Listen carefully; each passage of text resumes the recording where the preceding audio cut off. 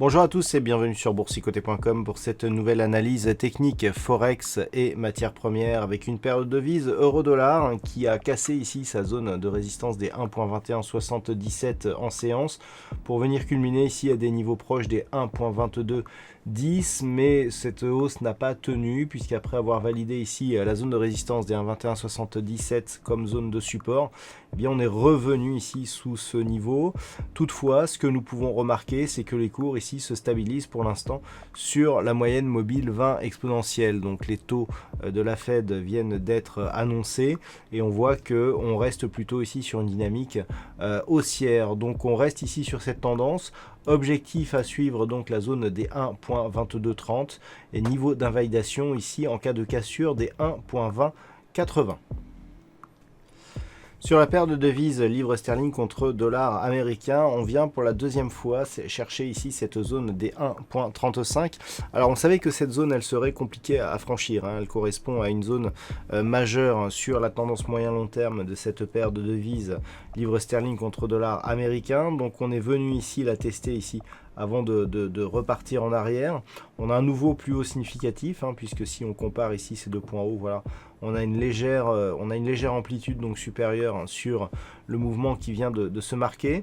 Alors les taux de la Fed viennent d'être dévoilés, enfin le non-changement des taux de la Fed. On voit ici qu'on a une petite progression au niveau du dollar qui aurait tendance à monter, hein. On avait un consensus qui s'attendait à une projection plutôt baissière, donc là ce consensus est plutôt déçu.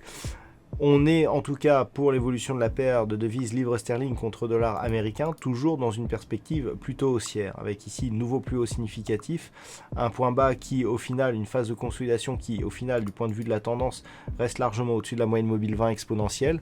Donc on est clairement ici toujours dans cet objectif de poursuite du mouvement.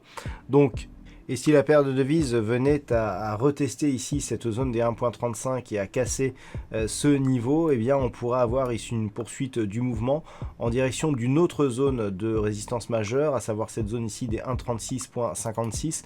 Alors pour voir à quoi ça correspond ici cette zone, eh bien il faut se placer en hebdomadaire, voilà, pour constater que cette zone ici des 1.3656, elle correspond à des niveaux, hein, qui ont été marqués ici en juillet, à des niveaux qui ont été marqués ici en 2017, hein. Donc on avait ici cette zone de point haut, hein, donc à fin 2017, début 2018, mais là on est sur des niveaux de résistance de fin 2017.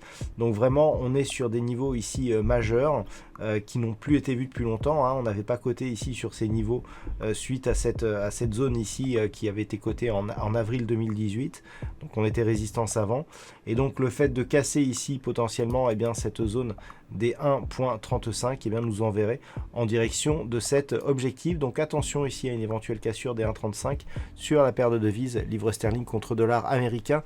Une volatilité qui est tout à fait possible due au fait qu'on est toujours en phase de discussion concernant le Brexit actuellement. Et puis sur l'or, on est toujours en train d'osciller ici autour de cette zone des 1850 $ l'once, hein, qui n'est réellement plus significative en tant que support résistance. On passe sans arrêt, hein, d'un côté de l'autre de ce niveau.